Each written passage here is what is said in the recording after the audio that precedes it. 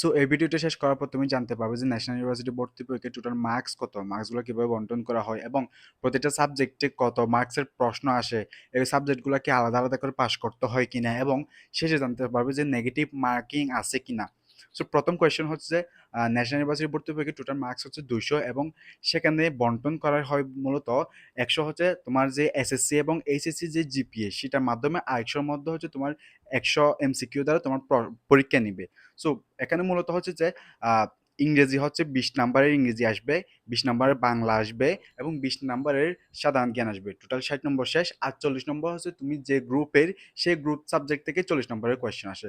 So এগুলো হচ্ছে আলাদা আলাদা করে পাস করতে হয় না, সবগুলা কম্বাইন করে তুমি 35 পেলে, সবগুলা মিলিয়ে যদি 35 পাও, জাস্ট এই 100 নাম্বারে যেটা তুমি পরীক্ষা দিবা সেটার মধ্যে যদি সব সাবজেক্ট মিলে যদি 35 পাও, তাহলে তুমি পাস করতে পারবে, জাস্ট পাস করতে পারবে।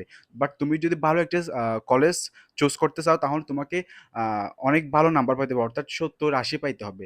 জাস্ট তুমি যদি পাস করতে চাও, তাহলে তুমি 35 পাইলে পাস করবা। সো এখানে একটা ভালো দিক হচ্ছে যে, মনে করো তোমার ইংরেজি ভালো লাগতেছে না বা ইংরেজি পারতেছো না, অথবা বাংলার যে ব্যাকরণ সেটা পারতেছো না, তাহলে তুমি এগুলো স্কিপ করে তুমি জাস্ট সাধারণ জ্ঞান আর গ্রুপ সাবজেক্টের মধ্যে ফোকাস দিলে তুমি হয়তোবা ইজিলি 35 পেয়ে যেতে পারো। সো এবং শেষে হচ্ছে যে কোনো নেগেটিভ মার্কিং আছে কিনা। নেগেটিভ মার্কিং বলতে বোঝায়, মনে করো তোমার 5টা কোয়েশ্চেন আসছে, 5টা থেকে 3টা পারছো বাট 2টা পারো নাই, 2টা ভুল করছো বাট 3টা শুদ্ধ হয়েছে। এই যে 2টা ভুল করছে, এগুলো নাম্বার তো পাবে না। এগুলার কারণে, ভুল করার কারণে এই যে 3টা নাম্বার, 3টা হয়েছে, সেখান থেকে 3টা মার্কস পাইছো, সেখান থেকে কিছু কর্তন করা হবে, এটাকে বলা হয় negative marking. So national university ভর্তি পরীক্ষায় নেগেটিভ মার্কিং নেই। সো তোমার যদি এই ভিডিওটা ভালো লাগে, তুমি সাবস্ক্রাইব করো। যদি তোমার কোনো কোয়েশ্চেন থেকে থাকে, তাহলে কমেন্ট বক্সে জানাও।